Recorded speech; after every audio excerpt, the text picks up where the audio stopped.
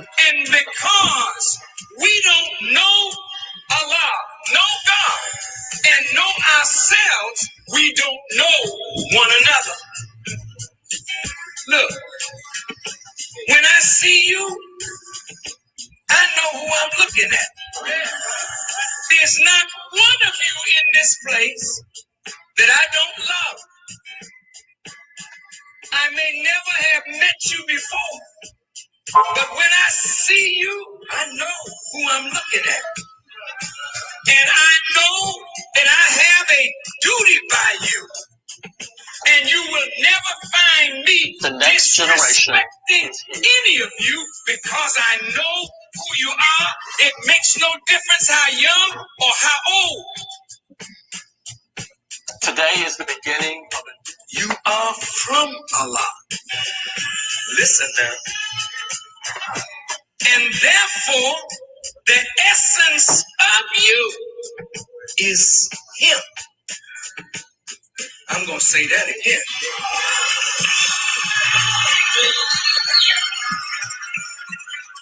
You are from Allah. Therefore, the essence of you is Him.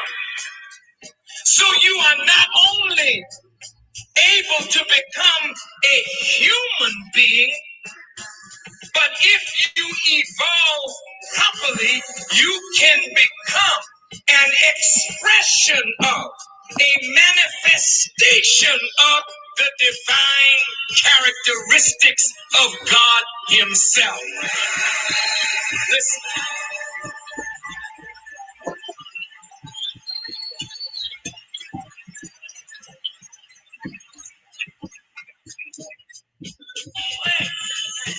So the Bible says, how can you love God whom you have never seen and hate your brother whom you see every day?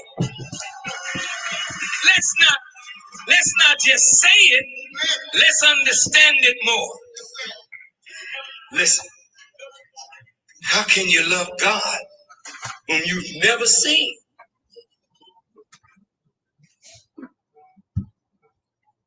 and hate your brother whom you see every day? Now the principal words in this is God and brother. And you have love and hate. Two opposites. But God and brother are not opposite.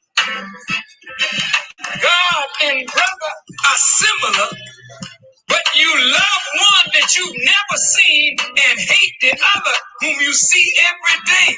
Well, now what Allah is saying to us is when you hate your brother, in whom is the essence of God, you are hating God. So the question is asked, how can you love God whom you've never seen? And hate your brother in whom God is. And you see him every day. So the Honorable Elijah Muhammad said, every time I see a black man, I'm looking at God.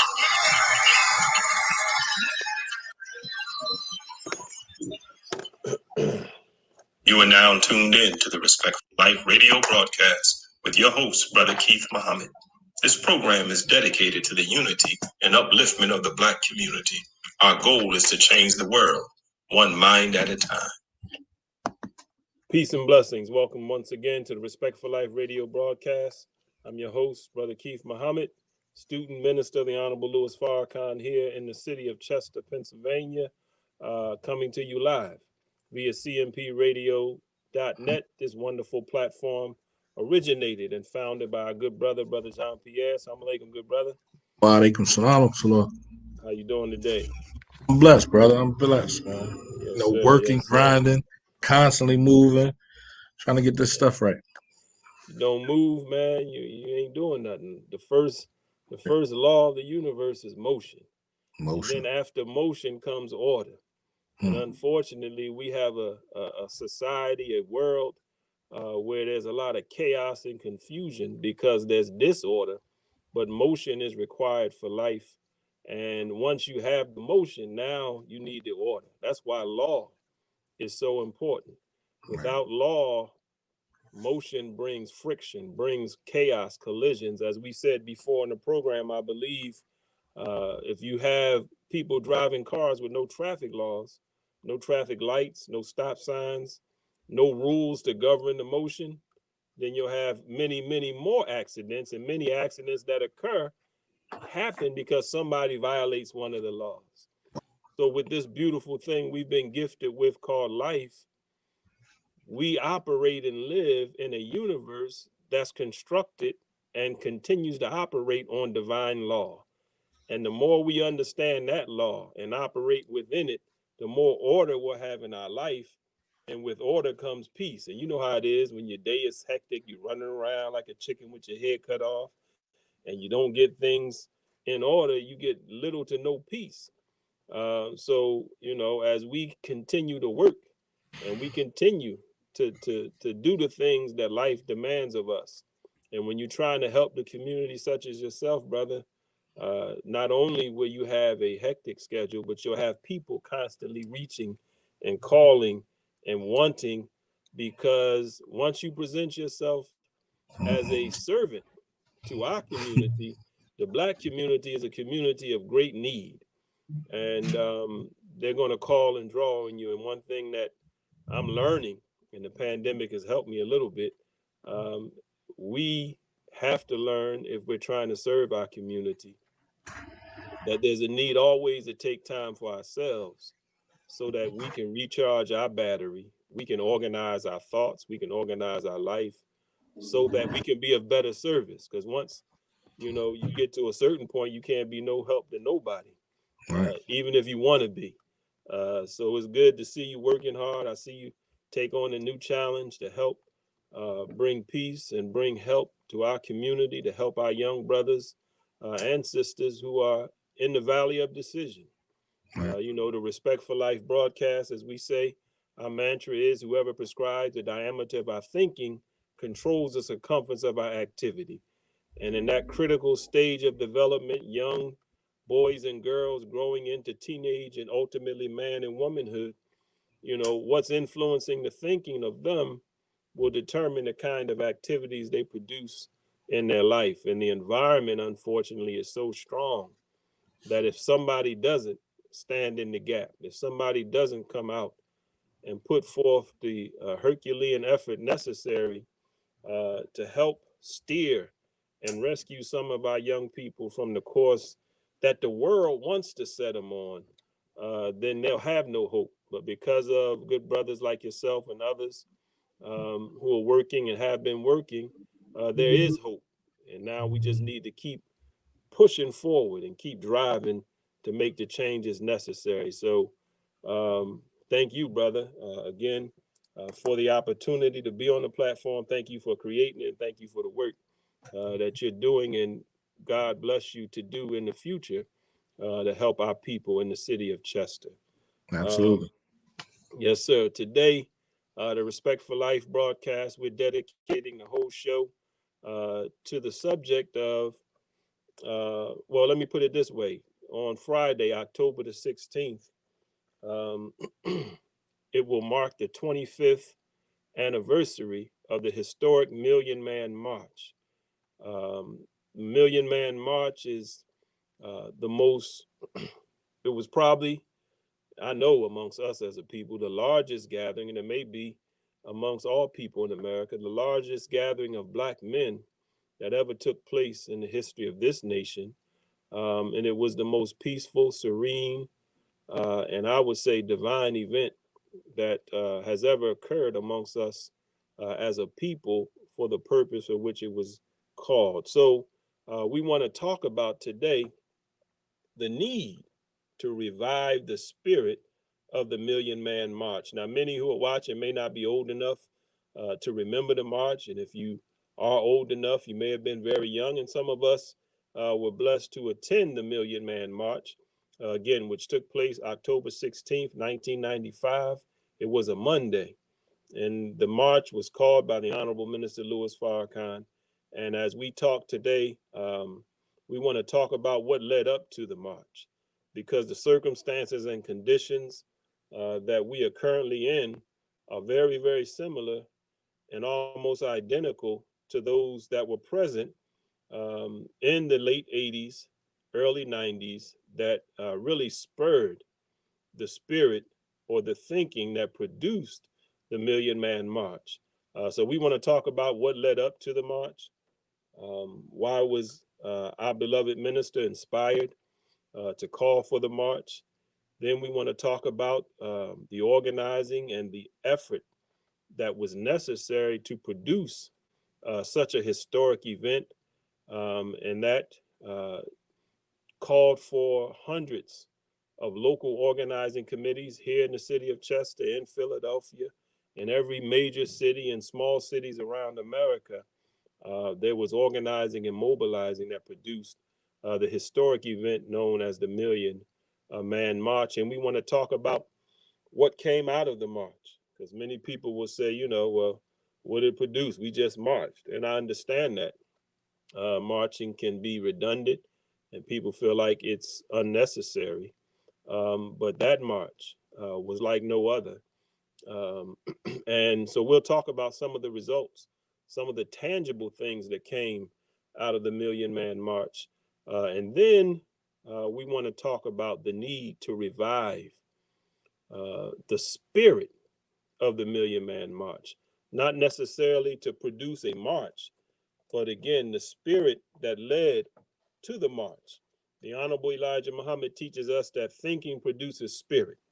So when you talk about spirits and people will talk about energy, this spirit or energy that you may feel in a room, feel from a person, is generated by the thought, the dominant idea and thought of that person. So the thinking that was behind the Million Man March was produced out of the great love and concern for Black people in America by the Honorable Minister Louis Farrakhan. And right now, we're approaching the anniversary, the 25th anniversary, and there's several things that I'll talk about at the end of the program that are that's going to take place over the next 3 days, pardon me, and really 5 when you lead up to Sunday. But there's several events being hosted by various organizations that'll be live streamed, including the rebroadcast of the march on Friday. And if you never saw it, if you weren't a part of it, and even if you were, I'm sure you would love to see and revisit that historic event that you were part of and made a reality. So the Million Man March took place on a Monday, October 16th in Washington, D.C. And it was the culmination, really, of several years, almost a decade, of work by the Honorable Minister Louis Farrakhan. Just to give a backdrop, and those that are tuned in, if you went to the march, you can share your thoughts and comments about the march. I want and invited on one of the brothers who was critical in the organizing of the Million Man March movement here in Chester, because William Rocky Brown, our brother, many of you know him, most of you know him. You can't be from Chester, really, not know Rocky. Um, he was one of the local organizing chairpersons, along with our great brother, may God be pleased with him, Jim Harper from local 413. And they helped to organize and marshal 8 or 9 buses that left Chester in 1995 to drive down to Washington, D.C. to be a part of that event. But going to what was behind the historic Million Man March, those of us who are old enough, we can recall the turmoil in the Black community in the 80s. And if you're not old enough, you can watch movies like New Jack City, Boys in the Hood, Menace to Society, and others that were produced out of the climate and condition that was present in the Black community. Crack cocaine, had been introduced into the black community in the early 80s, late 70s, early 80s. And by the mid 80s to late 80s, it was ravaging and destroying mainly the inner cities of America where our people were. And you had a plague of not only addiction, but crime and murder that came along with this devastating epidemic that wasn't natural but man-made. We'll go into that another day because it was absolutely designed to produce what it did by our open enemy. But crack cocaine ravaged the black community, crime and drugs, and you and Chester know who were there during that time frame. Chester didn't escape that plague. Philadelphia, no major city escaped those conditions that were produced by this devastating, scientifically produced drug that went to the pleasure center of the brain, and on the first hit, hooked a person and sent them into almost a zombie-like trance. Um, and really, it took God's intervention and hard work and loving, caring family to get people who became addicted to this drug off of it. But anyway, that along with um, a open plot by our enemy to destroy black youth. So in the mid to late 80s, the Honorable Minister Louis Farrakhan started what he called the Stop the Killing Tour. And he went around the country because of the violence, because of the crime and the drugs that were ravaging our community. He was moved to lift his voice as we today in our community need to lift our voice, because with the virus that is the corona SARS-2 virus, it seems that there's a great uptick in the violence, in particular the murder of black people in our communities. The gun violence is out of control in Chester, in Philadelphia, and all across America. But in that same period of time in the 80s, you had that same type of situation with even greater numbers. What many of us don't know, a lot of the crime statistics that we look at today, as Philadelphia recently surpassed the number of murders for all of last year, and it's going to go back to meet a level that I think Philadelphia hasn't seen in almost a decade. But these numbers are even not small, but they are not as high as the numbers of murders that were taking place in the late 80s, early 90s. Many records were set in that time period for death and murder in our community.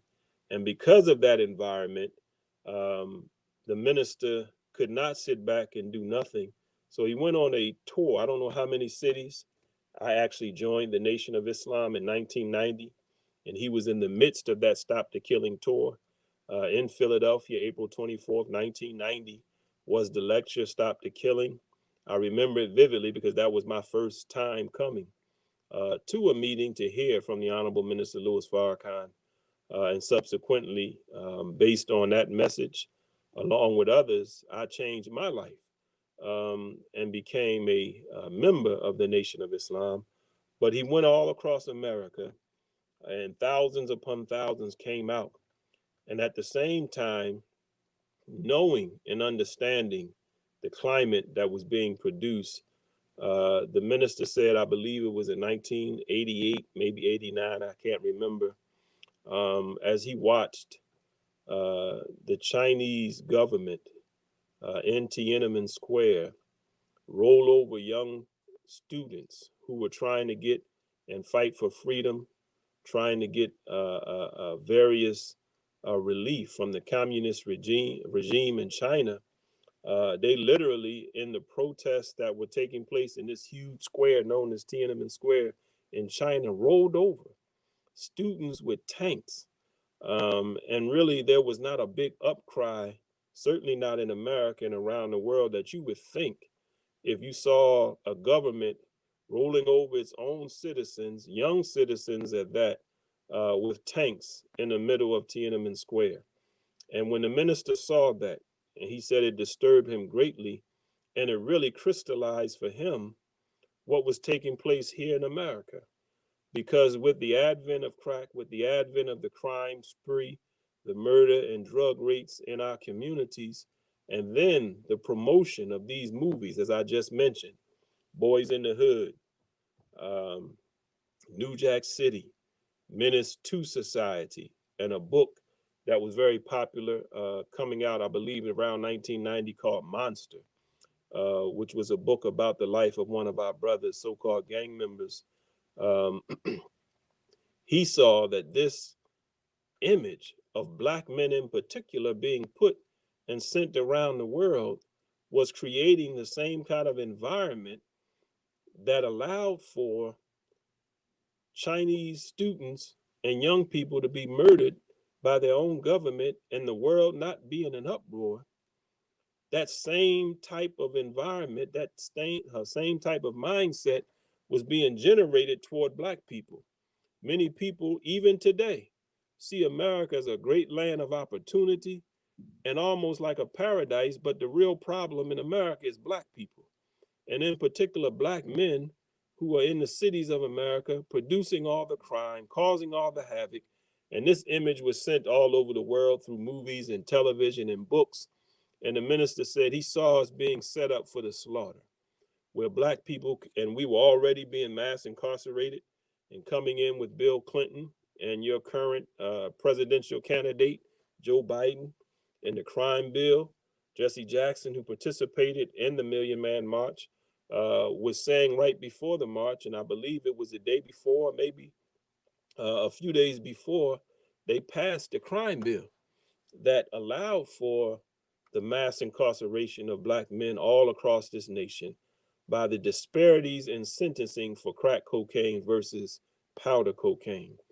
And we can see the results today. Generations growing up without fathers, 3 strikes laws being put in place where Black men and women, but Black men as the main target, can be sent to life and sentenced to life in prison for stealing something from a convenience store if it was their 3rd strike. So all this was the environment, the climate. And as the minister went on tour going across America, speaking to Black men and women, at one point he called for and said he wanted to come back and tour America and speak just to Black men. So in 1994, he started the all men's meetings in New York City, in the Armory. And that day was the day that while he was speaking to us, and I was blessed to be there with a beautiful spirit that was there, he called for 1 million men to come to Washington, D.C. And he said it that night in the midst of his lecture, not planned, but inspired. And he called for it. And he said, once he called for it, he said he wanted to take it back in, but he couldn't. So he just had to chase after it and go to work to make it happen. So my point is, what produced the Million Man March was the condition of our community, the crime rate, and the enemy plotting to get rid of millions of our people through absolute murder as well as mass incarceration. And today we are in similar circumstances. And the Million Man March was not about going to Washington, D.C. to protest and ask the government for anything. The Million Man March was called with a theme of atonement, reconciliation, and responsibility. So what the Million Man March was a call to Black men to come together in one place. And in that place, we call on God and ask his forgiveness and set our minds and hearts toward atoning, reconciling, and accepting responsibility for the conditions of our communities. So you tell me in 2020, with all this going on in our communities, is there a need for Black men in particular to accept responsibility, to atone for what we haven't been doing, and then reconcile our differences that lead to the violence in many of our communities, and let's make a change in our community? So the Million Man March started, in essence, in the 80s, the vision behind it. And then once the call was made in 1994, we began working day and night all across America to organize and mobilize 1 million men. And when the day came, nearly 2 million men showed up. Now, I'm not going to go into all the controversy over the numbers and things of that nature, but you just pull up the pictures and you tell me how many people it looks like, how many Black men were on that mall that day. But a key part of producing it was organizing. Right now in the city of Chester, in the city of Philadelphia and other cities, we need to organize our community to make changes and to affect change amongst our young people. So it's important right now that we revive the spirit, not about marching, but revive the mindset and the thinking of accepting responsibility and really atoning for what we haven't been doing. Because if our communities are out of control, if our communities are plagued with violence, whose responsibility is it? Yes, the police have something to do with it, but it's the citizens, and in particular the men in the community, who must bear the burden of responsibility for the condition that they find themselves in their community in. I see, Dre, you say you wanted to go. I know you was a young boy then. You were 9? Okay, so you older than I thought. You 9, so that's 25. But anyway, it was a day. Now, we loaded up buses all over this country. As I said earlier, the organizers there in Chester, or here in Chester, were able to gather enough men to fill up at least 8 to 9 buses, along with others who drove down. I know I drove down the night before, and it was a day that is really indescribable with words. And on the Final Call newspaper the day or the week after the march, the headline was simply "A Glimpse of Heaven." And we had nearly 2 million men come together, stand shoulder to shoulder, packed on the mall in Washington, D.C. for up to 12 to 15 hours. Some of us being there early in the morning, and it was a sea of peace. The energy and spirit was so thick, you could cut it with a knife. And you can just ask the people who went the stories. But anyway, coming out of that march, 2 main things that we were asked to do at the march, or really leading up to the march and then after the march. The Million Man March, as we said a few moments ago, was a march that was themed on atonement. Atonement and accepting responsibility and reconciliation. And the minister introduced 8 steps of atonement. And these 8 steps of atonement are really a process that we can go through in our personal lives to reconcile and solve our problems that we have in our own families, with our neighbors, with our friends, with our loved ones. And the process is really one of conflict resolution, if you really understand it. And it's something that's much needed in our community. So the 8 steps of atonement, we want to go over those 8 steps. And then the last part of the march, we took a pledge as men. And those men that went, who are still here, we need to revisit that pledge. And those who weren't blessed to be there, we need to visit the pledge and see what we said we would do upon returning from the Million Man March. Now, just a few things that came out of the march briefly. The Million Man March generated some outcomes, and then we'll get into the 8 steps of atonement and the pledge. And if we have questions, if we have comments, where are my brothers who went to the march, even the sisters who were able to view the march um, and be a part of it. Assalamu alaikum, brother Asher, I'm sorry. But the Million Man March, let me just look at a few things. In the current edition of the Final Call newspaper, I didn't mention it. It came out today. It'll be in the city of Chester as soon as tomorrow for you to pick up. You can go to finalcalldigital.com and get it now online if you have a digital subscription. But the entire edition is dedicated with historical photos, articles, commentary on the Million Man March, and a call, as we're doing today, to revive the spirit and energy and purpose for which we gathered, because our communities and our young people and our babies need it right now. We need our Black men to stand up. We need our brothers and sisters to come together, unite for the cause of really saving our community. Because whether we know it or not, the plague of death is on America. Not only with the plague or the pandemic of the coronavirus, which is death, but also the plague of death through natural disasters, the plague of death through violence and murder and conflict. It's seemingly something that is irredeemable or that we are unable to stop. But with the help of God, we can heal our communities.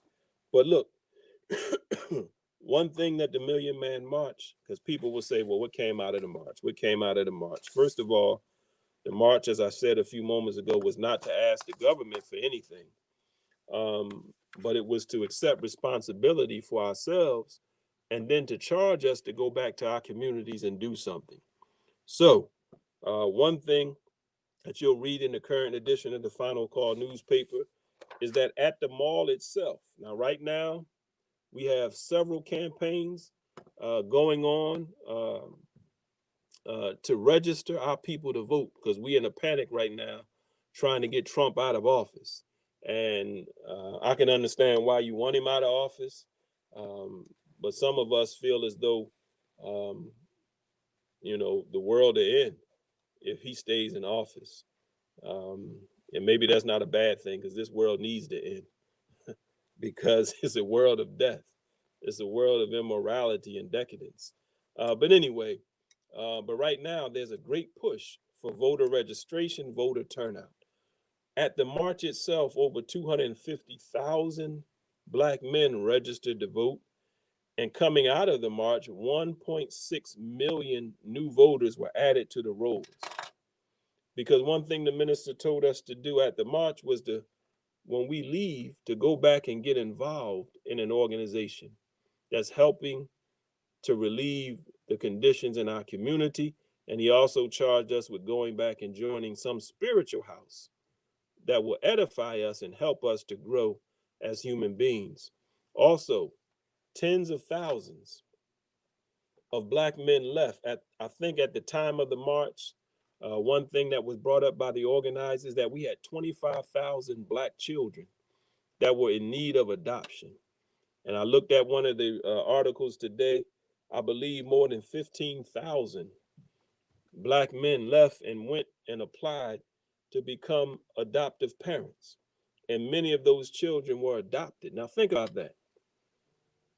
Think about Black men who today, and really for decades now, have been accused and in some cases are guilty, but more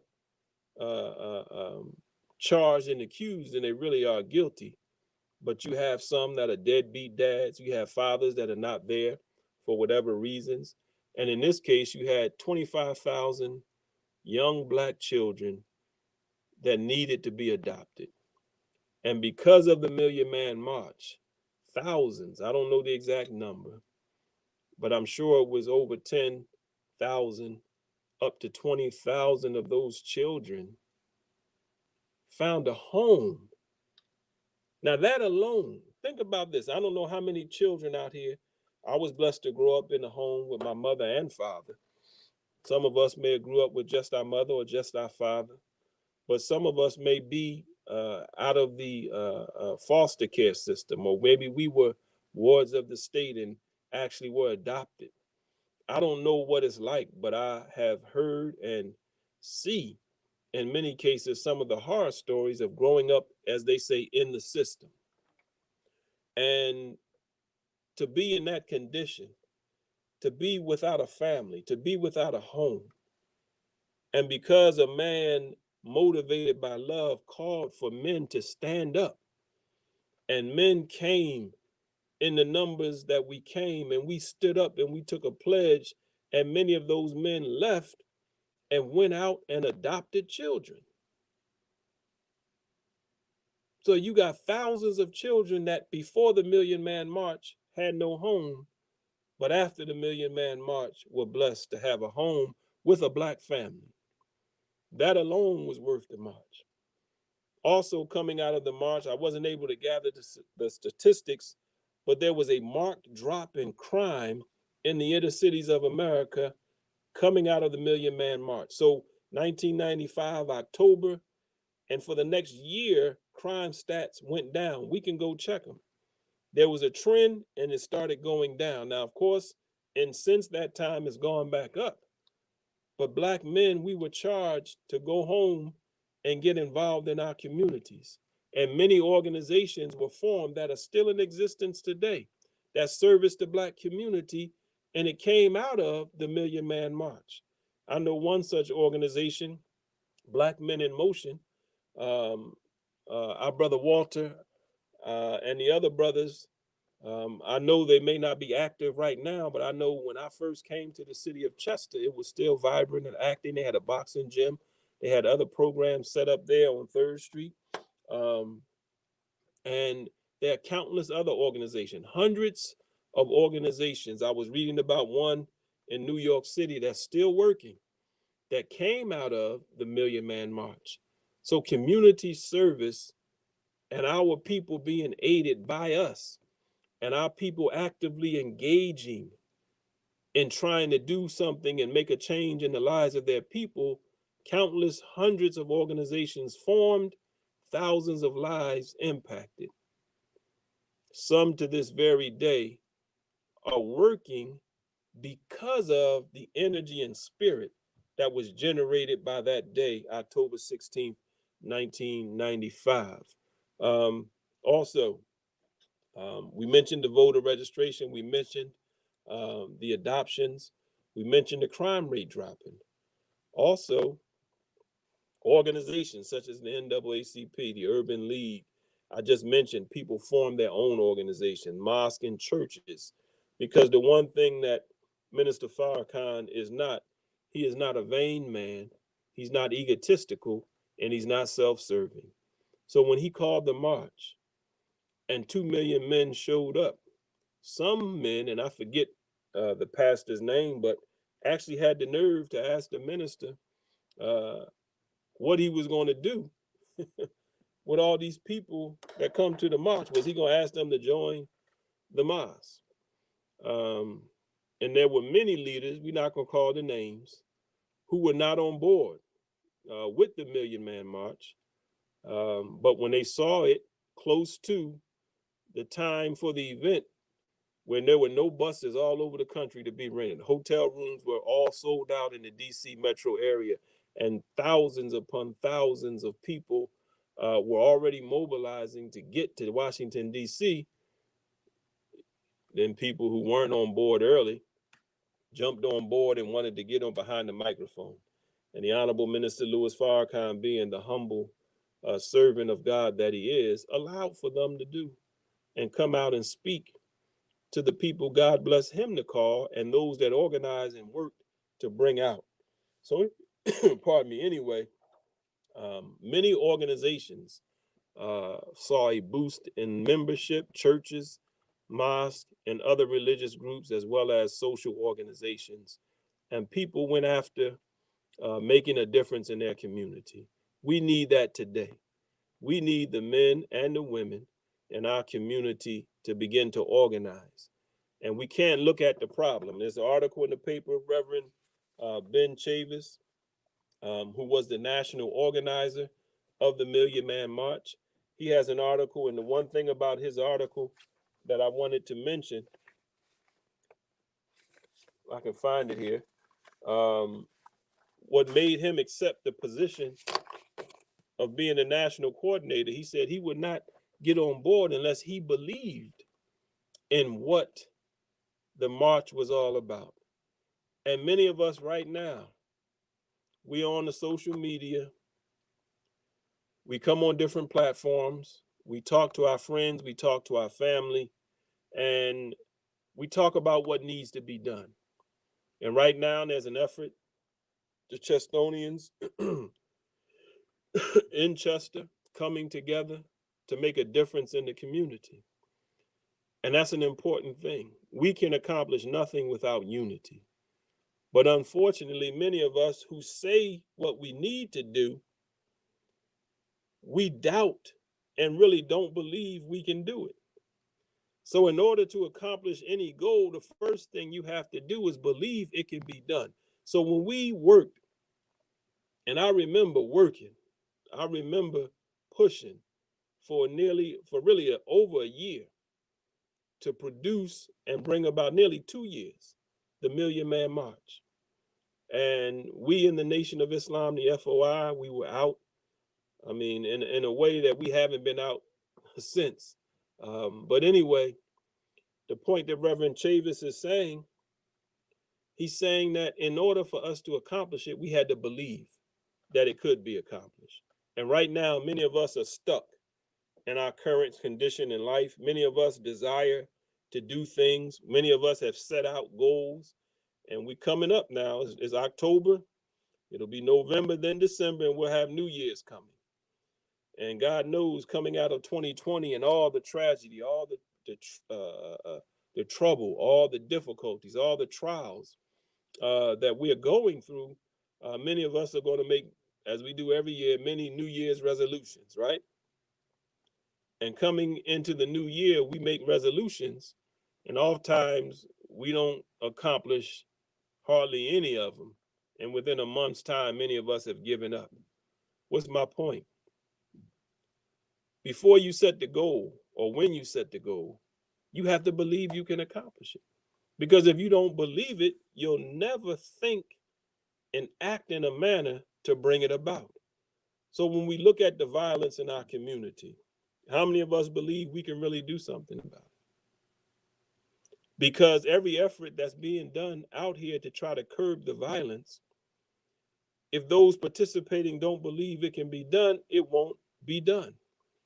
And if we are doing something and we have minimal effect, then increasing our effort is important, but also uniting our efforts is even more important in order to bring about the substantive change that we want to see in our community. Now, I can't talk about the Million Man March and the great success it was without talking about the opposition that it met, especially coming out of the march. Because many people, and Barack Obama, who was at the Million Man March, one of the critiques was we needed better follow-up. And the minister admitted, yes, we probably and should have had a greater follow-up on the march as far as organizing structurally what the next steps will be coming out of the march. But again, the minister called us to go back and accept responsibility ourselves. He was not endeavoring to be a lord over the event and then take leadership over all the people afterwards, even though there was an effort, an organizing of African-American leadership organizations coming together. So there was a leadership summit right after the march. And many of those leaders who came on board for the march and wanted to do and follow up with an organized effort were scared off by their philanthropists and those who control the purse strings of their organizations. And many Jewish groups came after and attacked Black leaders for participating and then trying to follow up and organize and work with the Honorable Minister Louis Farrakhan and the Nation of Islam to solve the problems in our community. So the Million Man March effort, they tried to stop it beforehand, and then afterwards they absolutely went to work to break up the unity that had been formed. But anyway, brothers and sisters, it's 2020. And celebrating the 25th anniversary of the Million Man March, acknowledging, recognizing, commemorating it is all very important. But even more important is understanding why the march was called, why the march was needed, and more importantly, the spirit and energy that came out of the march. We must regenerate the spirit to change the conditions under which we currently live. And we must regenerate and produce the spirit to unite, pardon me, regardless of race or, pardon me, religion. We must revive the spirit to unite regardless of religion, organization, because they took a poll at the march. Nearly 80% of the people who came to the march were Christians. And that was a big problem amongst Christian leadership.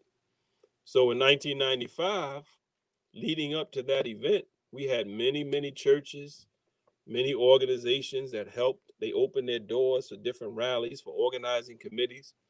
And then when we came back in the year 2000 for the Million Family March, a lot of those doors were closed, and even had opposition coming from some in Christian leadership who, after the march, called the Honorable Minister Louis Farrakhan the Antichrist, because he was able to gather their followers, their church members, for such a historic event. But my point is this: we need unity and organizing right now to do something about the wretched condition that we find our community in, and also to help forge a future for our people coming out of this pandemic. I want to read Bob Laws, who's a great leader in New York, radio talk show host, but more than that. In the current edition of Final Call, he's talking about the Million Man March. Look at what he says. Bob Law, talking about the 25th anniversary. And he says, we can't afford to reopen the community and go back to the social virus that was destroying us before the biological virus hit. He said, the Million Man March called Black people, Black men in particular, to renew their commitment and to renew their minds, therefore to renew the community. We need economics, we need social and political united fronts to forge a future for our people as we try to emerge from this very, very critical point and period in American history and the history of our people here in America.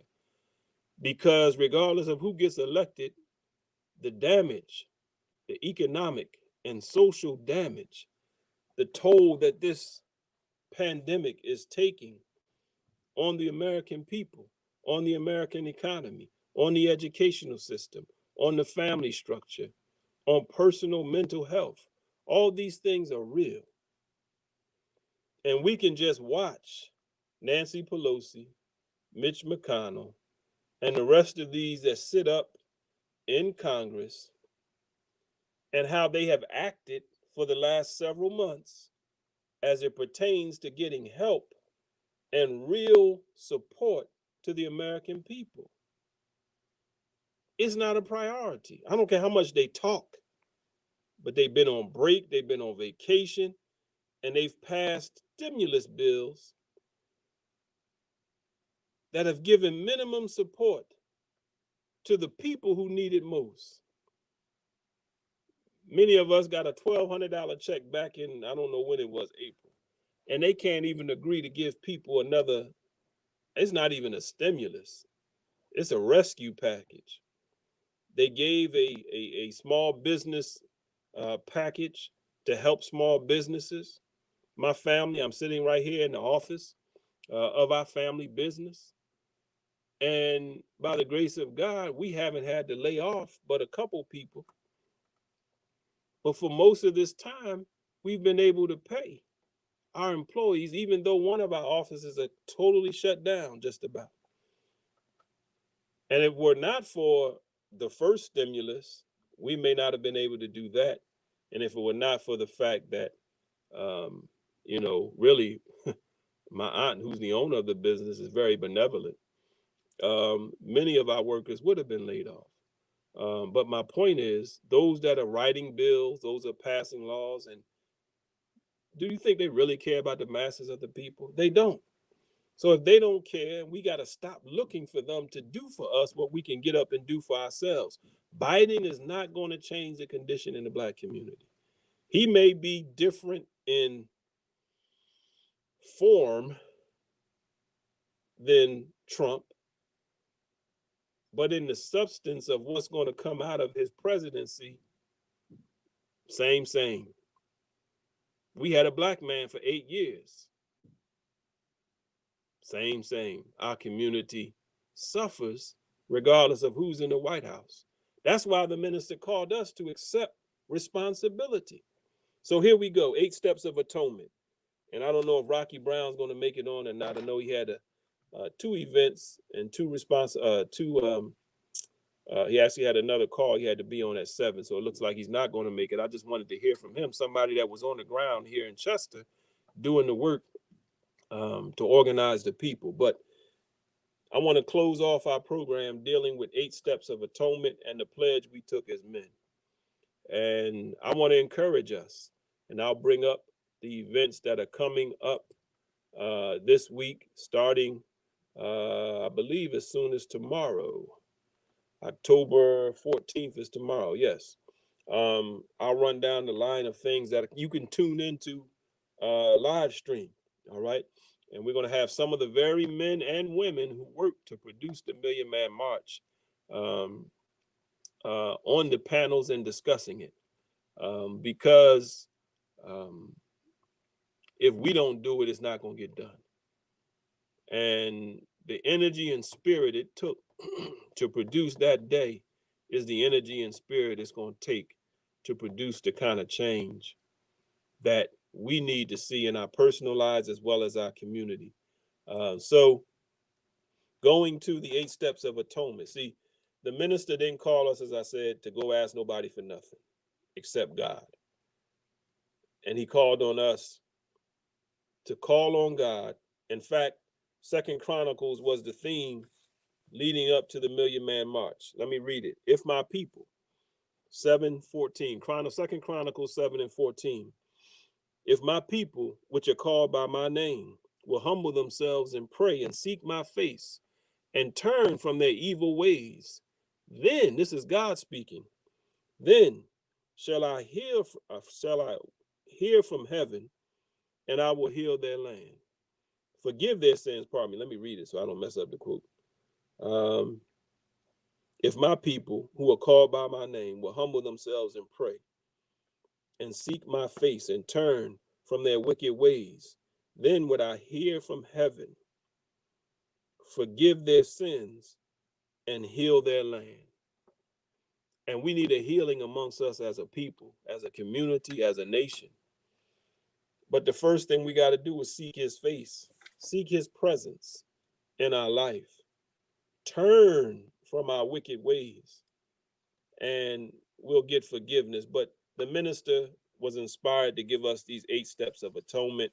I want to go over them real quick because October 16th also, I didn't mention this, another thing that came out of the march, the spiritual leadership that was a part of the organizing of the Million Man March convened and declared October 16th to be a holy day of atonement, and we just had a farce of a holiday yesterday called Columbus Day.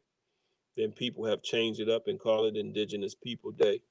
But we determined as a group of Black men and women, and our spiritual leaders in particular, and called for a Day of Atonement and made October 16th a national holiday, a holy day, not a holiday, a holy day of atonement for us. So on that day, October 16th, 1995, the call was don't go to school, don't go to work, don't go to the store, spend no money. If you observe the Jewish holiday, their high holy day of atonement, they don't do nothing. They don't spend no money, they don't watch no TV, they don't do anything. So October 16th is our holy day. So we're calling to revisit and revive that spirit and take that day and make it what it should be, which is a holy day of atonement for us. And these steps of atonement are very, very important.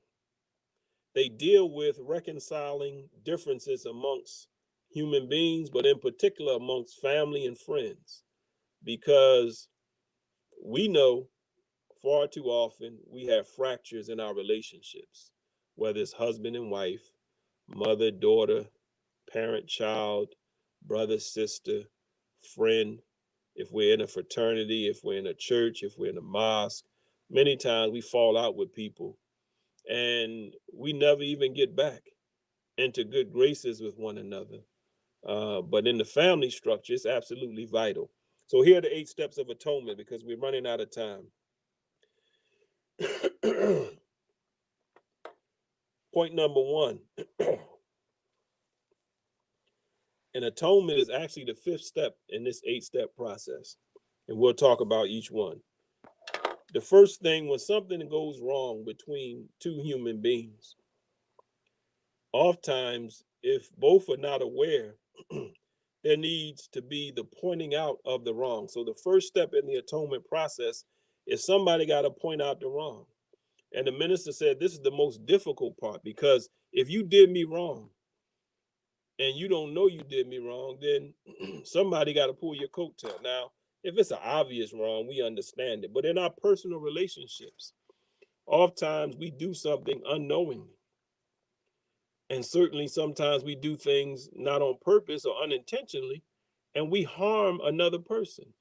We injure them, whether it be emotionally, spiritually, socially, whatever it may be. We treat somebody wrong, we talk to them wrong, we do them wrong, we are unjust to them.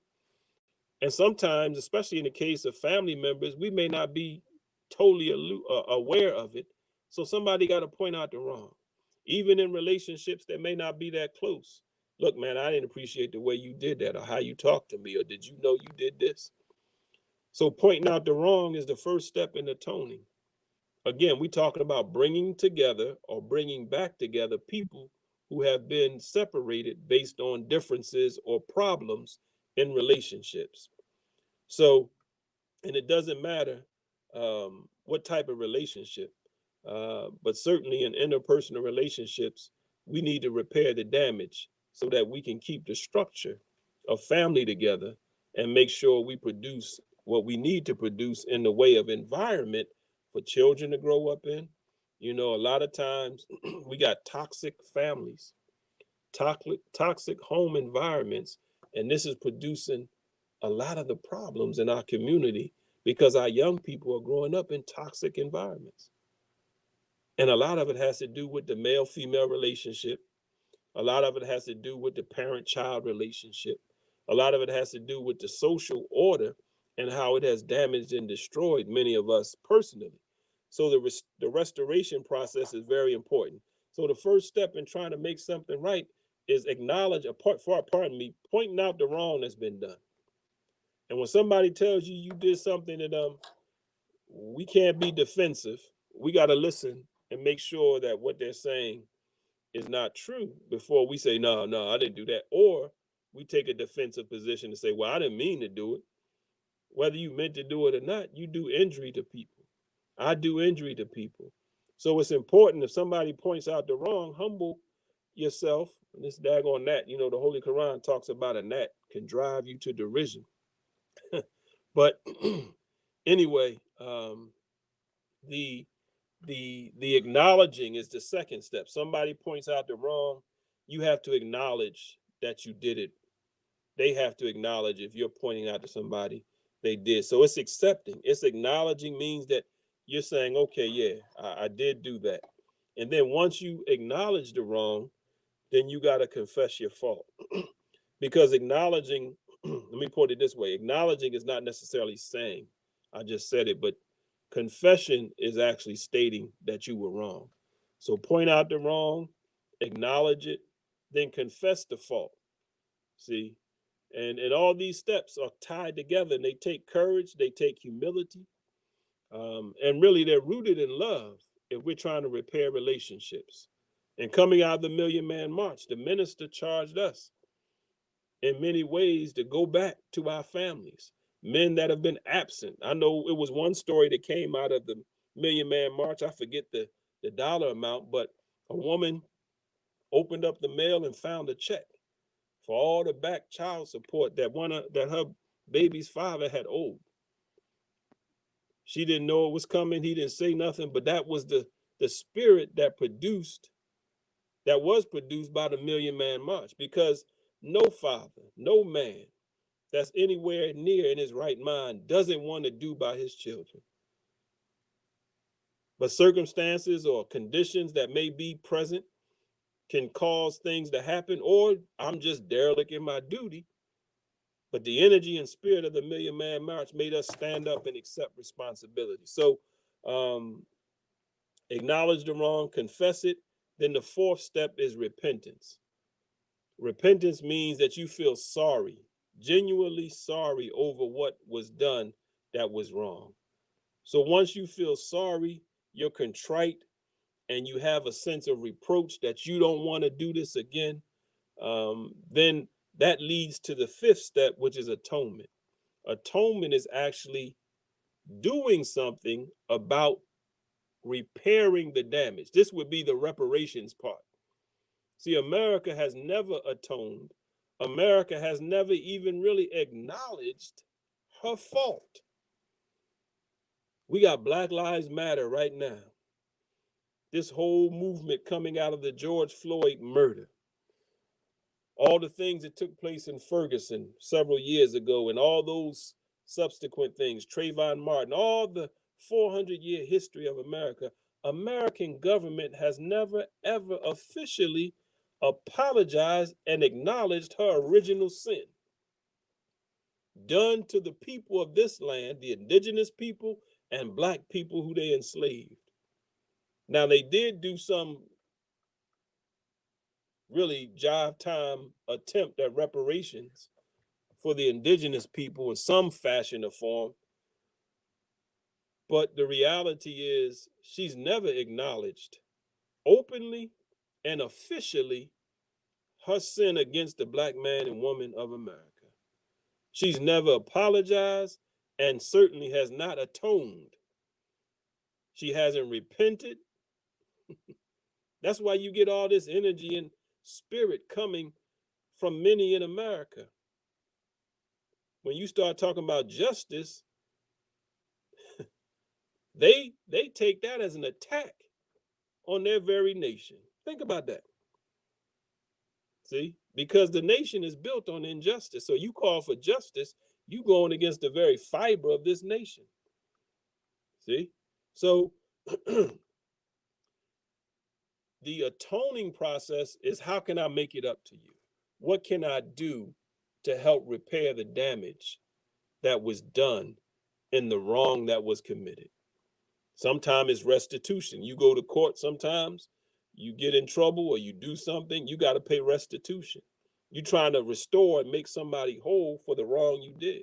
Sometimes it's only a sincere apology that's needed, depending on what was done. You know how it is as married men, or men with girlfriends, women with boyfriends, whatever it may be. Sometimes you mess up. So you go buy some flowers, go buy a gift, go some chocolate, whatever it may be. That's the atoning process. You trying to say, look, I'm sorry, and here, I want to make up for the wrong that was done. And depending on the damage, you may have to do a lot of atoning. My daughter, who has a business, I laugh. She got these packages that she sells, and one of them, I forget the name of it. Maybe I can pull it up. But I laughed when I saw it because she named it a cuffing package, somebody messed up package, whatever it is. But you do something. My point is, atoning, by definition, is trying to make right the wrong that you committed. This is how you repair relationships. See, you do somebody wrong, you got to admit it. You got to feel bad about it. And then you got to do something to try and repair the damage. And if all those steps are done with sincerity and true purpose of reconciling in mind, the sixth step is forgiveness. So after you mess up, after you confess, after you try to do and make right, then forgiveness should come. If both parties are sincere, then you have reconciliation, and then you have a perfect union with God. Those are the 8 steps of the Million Man March atonement process.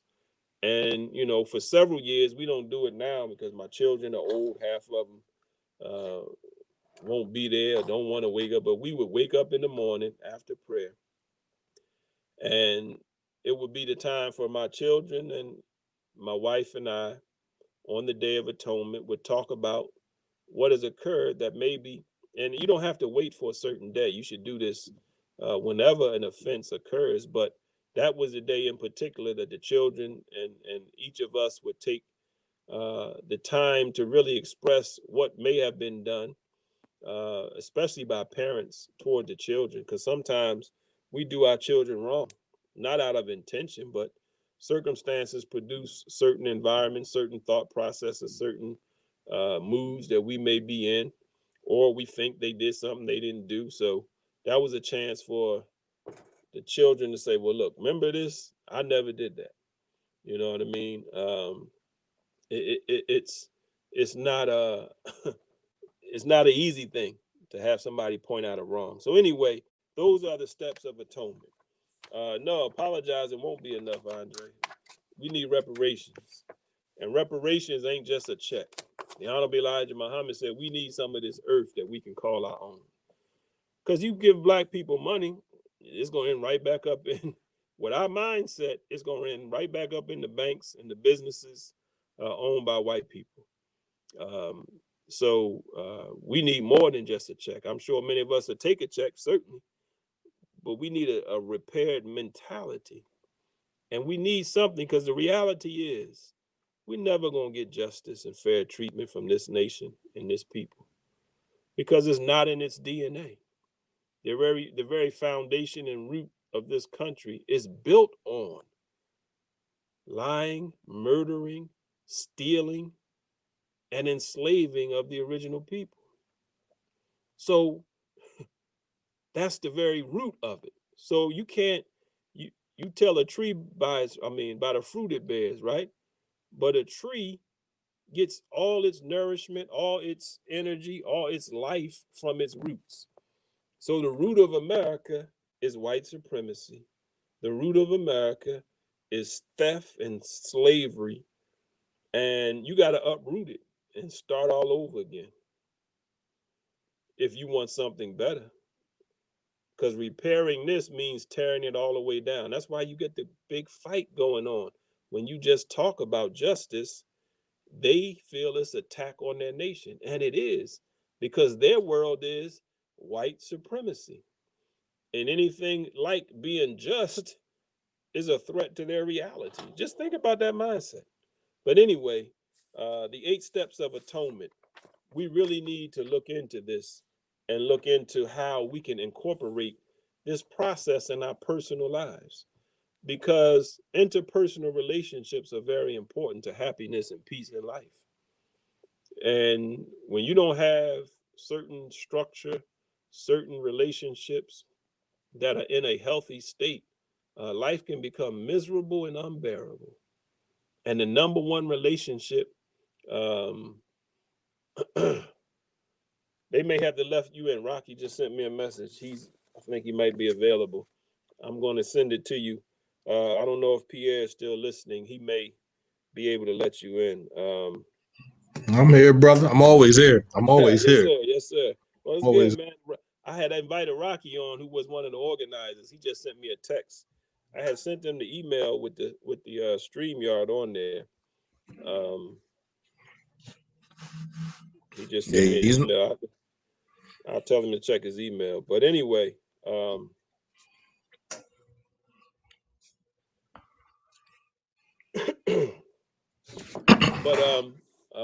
those were the steps of atonement. Those were the steps of trying to repair relationships. And the last part, it don't look like we got enough time. I don't want to get into I'm gonna read the pledge, but I'm not gonna get into discussing it. But all the men on that day, and I'm gonna go over the program here. You can watch it. It's on a new internet streaming TV service. That's a combination of Kathy Hughes and I forget the other person, but there's Bond TV. Vaughn TV. It's WVON radio station in Chicago, a famous black radio station. And Kathy Hughes's organization with the her TV network and everything. They're starting a streaming service, and they're going to stream the Million Man March on Friday. But anyway, the pledge we took, we stood on the mall October 16th, and as the day wound down and we were getting ready to leave, the minister called on all the black men. This is one of the most famous scenes from the march. You'll see it on Friday if you watch it. Toward the end, he asked us to say our name after he said this pledge. He would say I. Then he says, say your name. And then I would say my name. So it says, I pledge that from this day forward, I will strive to love my brother as I love myself. You know, we introduce the program every time we come on, talking about loving your brother, and the scripture, how it says, how can you love God who you've never seen and hate your brother who you see every day? So the number one pledge was that we will strive to love our brothers as we love ourselves. The second pledge was, from this day forward, I will strive to improve myself spiritually, morally, mentally, socially, politically, and economically for the benefit of myself, my family, and my people. The next pledge, I pledge that I will strive to build businesses, build houses, build hospitals, build factories, and enter into international trade for the good of myself, my family, and my people. All that's needed right now. In a very important way. We need to break free from the economic dependence on America's structure of get a job, get a handout. You know, we can be entrepreneurs, but we need to enter into international trade. That's why I like my brothers from JR Kicks. They went right to deal with the Chinese to get these shoes made. I think it was the Chinese or Koreans. See, we got those connections. We just like they make them for Nike and everybody else, they can make them for us. See, international trade and commerce. The next pledge, I pledge that from this day forward, I will never raise my hand with a knife or a gun to beat, cut, or shoot any member of my family or any human being except in self-defense. Next, I pledge from this day forward, I will never abuse my wife by striking her, disrespecting her, for she is the mother of my children and producer of my future. I pledge that from this day forward, I will never engage in the abuse of children, little boys or little girls, for sexual gratification, but I will let them grow in peace to be strong men and women for the future of our people. We had a horrific story this past week coming out of Norristown, where this sick man killed his own daughter by sexually abusing her. But that's a reality that goes on in our community. And the minister was calling on us as men to take a pledge to cut it out and stop it if we had participated in it, but pledge that we would never do it. I pledge I will never again use the B word to describe any female, but particularly my own black sister. I pledge from this day forward that I will not poison my body with drugs or that which is destructive to my health and my well-being. I pledge from this day forward, I will support black newspaper, black radio, black television. I will support Black artists who clean up their act and show respect for themselves and respect for their people and respect for the ears of the human family. I will do all this, so help me God. That was the pledge we took that day on the mall in Washington, D.C. And I mean, we're calling on, and we within the Nation of Islam are pushing for reviving this. We're having events over the next several days, culminating with a message on Sunday by the National Assistant of the Honorable Minister Louis Farrakhan, Student Minister Ishmael Muhammad. But tomorrow, Wednesday, October 14th, in honor of the 25th anniversary, Why We Marched, from 7 to 9 p.m., there'll be a panel discussion with Ben Chavis, who was the national director of the Million Man March, Michael Eric Dyson, Hakeem Marabuti, Bishop Frank Reed, Zach Daniels, and Malana Karanga. That's tomorrow, live stream. And we can find this at millionmanmarch.com. All right. Millionmanmarch25. I'm sorry. Millionmanmarch25.com is where these events will be taking place. 7 to 9, Why We Marched. And then on Thursday the 15th from 6:30 to 8:30, the organizing of the march. I talked about it. Organizing is so important. You know, brother, you're trying and have been working to organize and help unify the different fractions and people in our community to do good. And organizing is a serious, serious part of making real change. You know, it is a difficult thing. So we talking about organizing and moving nearly 2 million men to Washington, D.C., but that meant dealing with all these different leadership, all these different organizations, all these different fractions, fraternities, sororities, churches, mosques, all these things. And God blessed us to put it together in a way. So that's going to be a panel discussion, 6:30 on Thursday.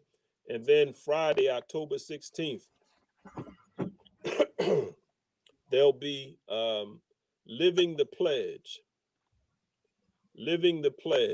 from 7 to 9 p.m. That'll be a panel discussion. Again, that's all on millionmanmarch25.com. And then the Million Man March, you can watch and view the full Million Man March on Friday.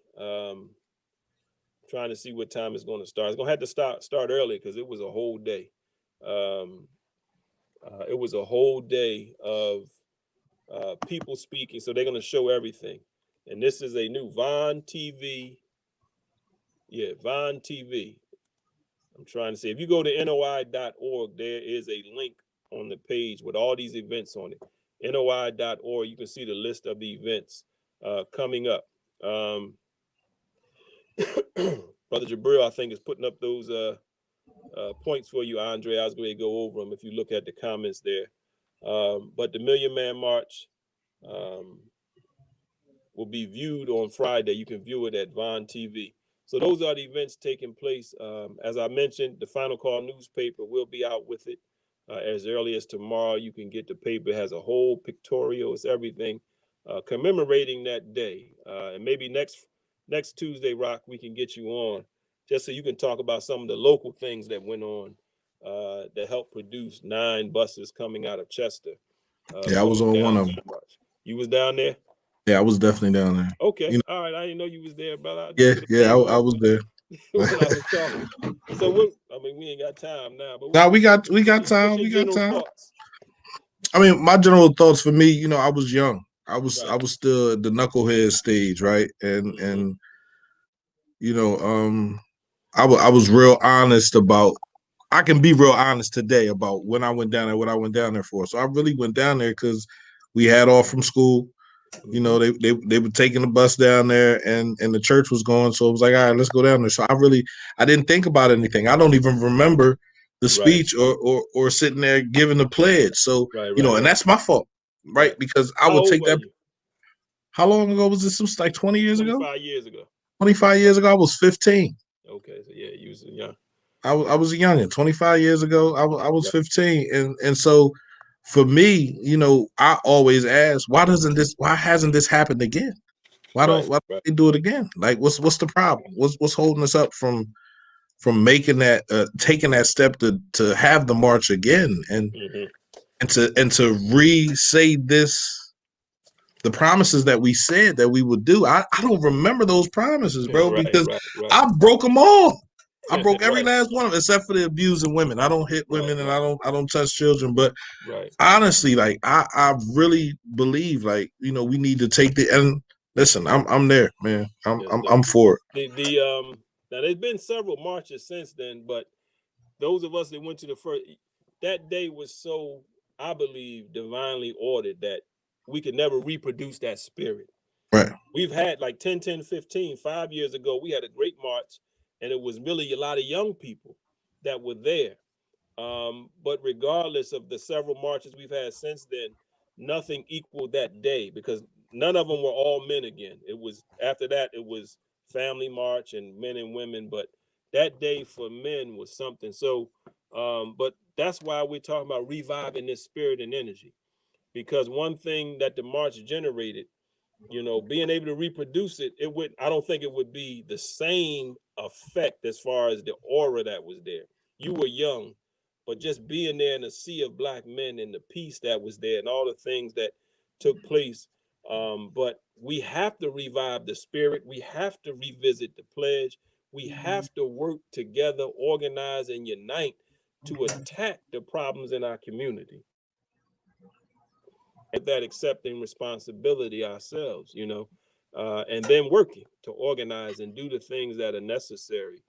I think, you know, there's a need for each city to really, really go after some kind of effort like this for their city, in a sense of really gathering. And we've been trying to do, you know, similar things, maybe culminated in a march, but not necessarily, but absolutely trying to institute some kind of movement toward reaching the people with the principles that are necessary to bring reconciliation, and also to shoulder the responsibilities we need to shoulder as men in particular in our community. So yeah, it was a day like no other. And if you get a chance, it's a long day, so you may not watch all of the march, but to see the visual of it, and also to hear the minister's speech, of course, was toward the end of the day. And I remember at a certain point, you know, we got tired. I wasn't chanting, but the people were chanting. Right. They wanted to hear the minister. They started chanting his name because you had speaker after speaker after speaker. And some of those speakers were people that wasn't for the march until they saw it was going to be a big success. And but we had women. We had Betty Shabazz spoke, Dorothy Height, Rosa Parks. I think Dr. King's wife. We had several women on the program because women were instrumental in helping the march to take place. You know, right? Yeah, but so we need, you know, to revive this energy and spirit. We do, and that spirit is important to making change. Absolutely. And I see the energy there. It's the potential is really there because of the circumstances, just like then, that's producing the urgent need. But we can't wait on one voice to call it. We have to be the voices that call it in our individual locations to really produce the change that we need to do and bring about in our community. Brother Ishmael said he feel bad for the brothers who chose not to attend the Million March. It was a life-shifting experience. It was. It definitely was. You know, and one thing that, you know, being on the inside, you know, it's still, you know what I mean? I was part of the brothers working. I mean, we were doing things all over the country. We were traveling with the minister as he spoke. But even all that we did, none of us could have predicted what that day turned out to be. You know, it was something that it showed that it was a hand above our hand working, because not just the numbers, but the spirit and energy was so thick, man. And then the mall, everybody left, and, you know, wasn't even hardly a piece of trash on the mall. The park service was like, it was the cleanest event they ever seen, because the minister set the tone. We wasn't going there for foolishness. We wasn't going there to party, to celebrate. We was going there to try to get right with God and ourselves and come back and do something. And unfortunately, a lot of the problems we're trying to address, we don't understand the real root of it. It's in that disconnect from our spiritual nature. You know what I mean? Not religious dogma. Right. But the real root of us as godly beings and really getting back in tune with that in order to do, because you can't help black people if you ain't leaning on God. You can't. Because that's the only thing to get you through trying to help us, you know. Brother, thank you. I thank those who've tuned in. And we gotta work, man. I was telling sister before I was gonna stop through the meet and greet on Saturday, but when I rushed and looked at the flyer, I couldn't find the time on it, and I and then she told me that she had to resend it, but I never did see the time, nor did I know where the place was. I saw the address, but I could have stopped through because I was in town. I saw you riding down during those hours. Huh? Engle Street. I saw you riding down Engle Oh, you Street. It did? was about Okay. it was about 2:00. It was about Right, 2:00. I was in town up until about 3:30. From about 12 to 3:30. But all right, good brother.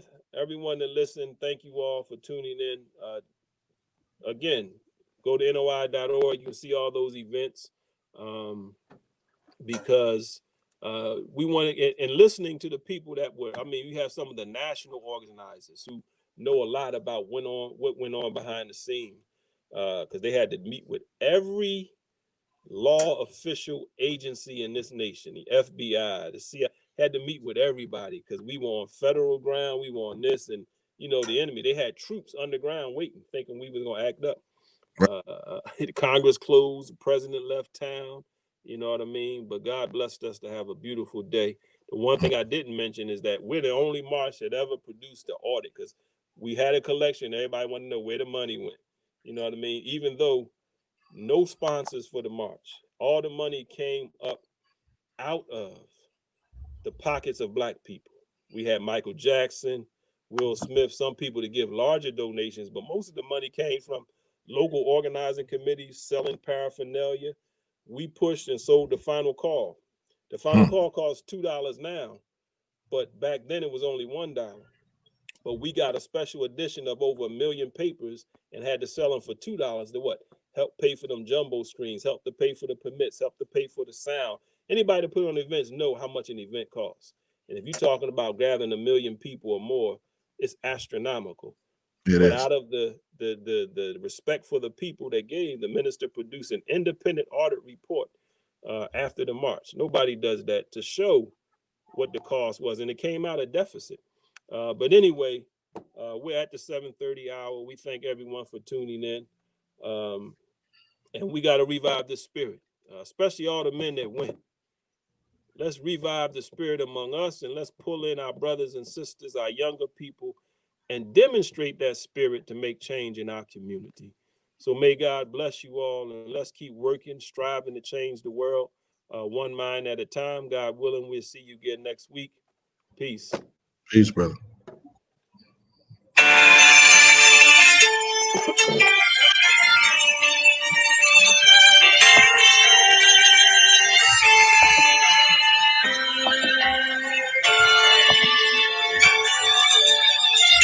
Peace. Strong words. Love. Soul. And change. Yeah. Big Snoop Dogg.